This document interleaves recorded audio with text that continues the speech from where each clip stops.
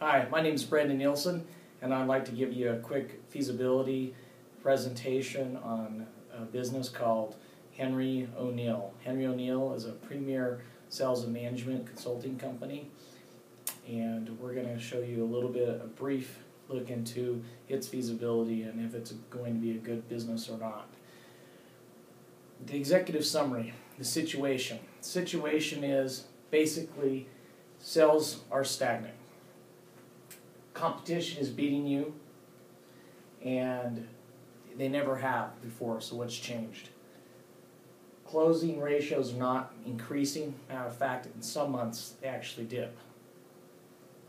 Your sales revenues are just keeping up with the industry rate. In other words, you're not really growing. There's nothing exceptional that you're doing, and you're just keeping up with the industry. And your company just keeps asking for more and more and more sales activity to try to get revenues up, ignoring some other important problems that probably exist that no one really understands. And you're selling on price to close deals in the time frame that you want it to actually be done in. That's the perfect situation of why a company would need Henry Oniel. Now, Henry Oniel is a premier research and sales consulting company. Deeply understanding the real science of the seller-buyer relationship is their expertise. They stop practices that overcomplicate a sell and elongate it, and they use scientific means to explain what really works and they stop sales practices that create disparity between the buyer and seller. So oftentimes we get trained to go out and do things, tactics, skills that we learn in trainings that we pay for, and we're talking big money, and really sometimes those tactics and skills create a rift between the buyer-seller relationship. And we want to try to go in and get rid of old school sales gimmicks that really just don't work. We'll also teach and learn you as a company will learn repeatable and proven processes that impact sales revenues now. Henry Oniel, the vision statement. Henry Oniel will be viewed as the premier research-backed and supported consulting practice whose principals, partners, and consultants are social business scientists with years of academic and scientific research to back up the custom methods and management systems designed and prescribed to our client partners and to make them more successful. Henry Oniel's company's mission statement. Henry Oniel's mission is to deeply understand the real science of the seller-buyer relationship, to stop practices that create disparity between buyer and seller that really don't work, but are preached as the best practices for mainstream sales methodology and training systems. Shed light on and expose overcomplicated and complex business practices, sales methodologies, by showing scientifically that they really don't produce results the way that they were taught that they should work. Explain scientifically how and why a sale really happens and what really works when managing the correct sales process. And more importantly, being able to repeat it more often, more effectively, and more profitably. Henry Oniel's value proposition. Henry Oniel will customize and design a sales process system using scientific methods and evidence-based research to increase the number of sales, increase revenue, and shorten the interval for the transaction to happen. So who's Henry Oniel? Henry Oniel was an adventurer, a historian, an entrepreneur, and a storyteller, and my grandfather. Henry Oniel, I'm just going to read the statement because it'll be more eloquent than what I tell you in person here. But Henry Oniel is the name of my grandfather and my dad's father. He was an adventurer and a storyteller. He has stories of sharing a campfire with Butch Cassidy, not the Sundance Kid. And he did this when he was 4 years old, out herding sheep with his older brothers in the high mountain plateaus of southern Utah. He's explored old gold mines and found forgotten caches of Civil War rifles, new in their crate. His private collection of Indian artifacts would blow your mind, like baskets, arrowheads, tomahawks, beads. He's even found dinosaur bones and petrified wood. He knew of gun battles between cowboys and Indians that took place that have never been documented, that no one else knows about.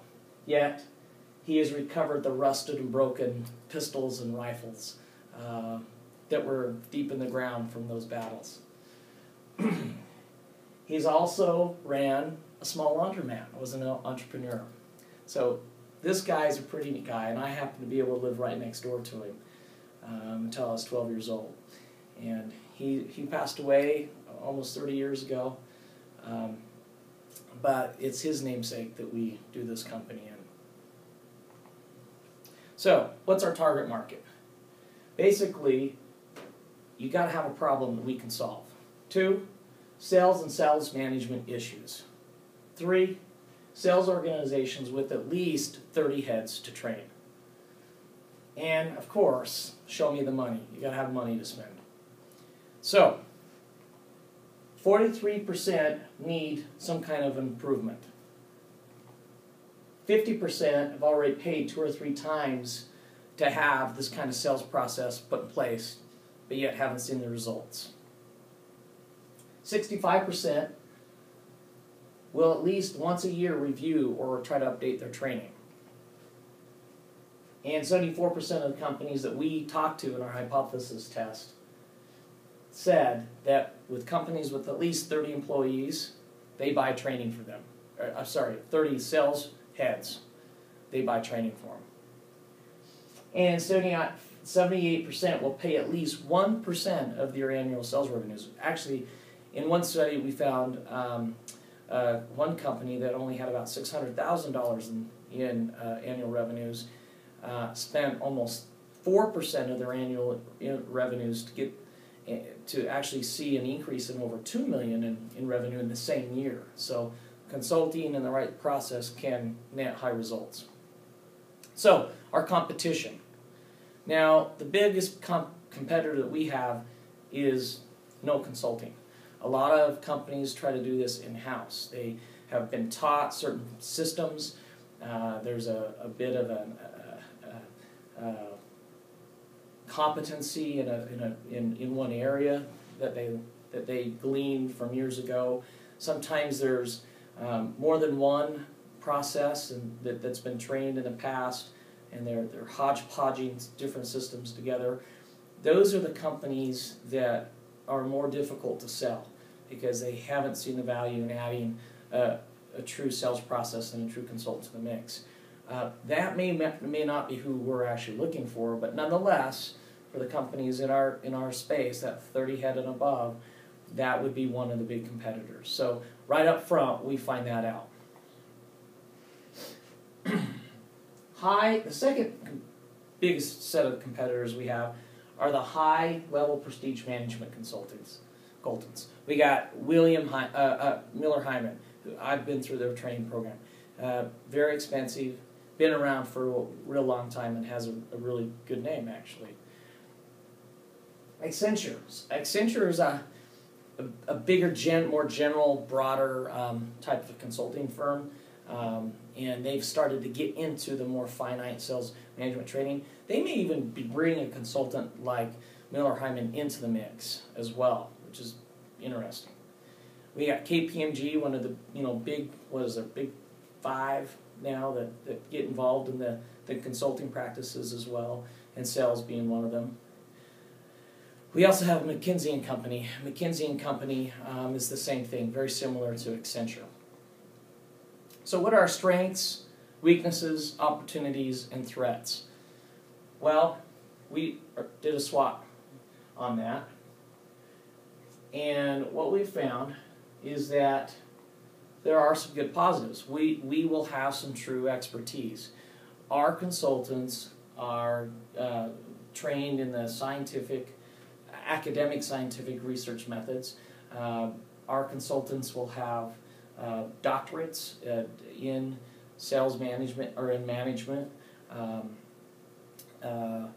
They will at least have MBAs and have years of B2B and B2C selling experience. But more importantly, we're giving them a boutique shop type experience. And every one of the methods that we train on will be studied and worked upon in our doctorate studies that we do. And that's actually one of the strengths.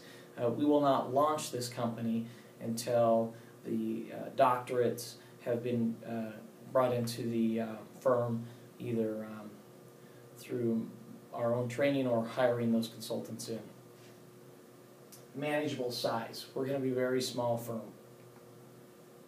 Marketing. We will not spend a lot of money on marketing. Staff. Now these are negatives. Marketing is a negative, staff's a negative. We're just not going to have the dollars or the manpower to be able to do some of the trivial type stuff that goes along with putting together sales materials and collateral and that kind of stuff. And brand. We will not have a recognized brand whatsoever. Opportunity. Lackluster results. A lot of companies that have spent money on training have lackluster results. Those are folks that we're targeting. Another opportunity is credentials and profile. Like I said, all of our consultants are going to be degreed type people with at least MBAs, if not doctorates. And the reason that's a big deal, which we didn't really touch on yet, was that a lot of the sales practices being done are just being conducted by salespeople who have had a lot of experience and success, made a lot of money doing what they do right. But so many of those tactics are gimmicky. So many of those things that we think work really don't work. And when we really interview the customers in that buyer-seller relationship, after the sale's been done and the salespeople have gone home and we say, hey, what really worked?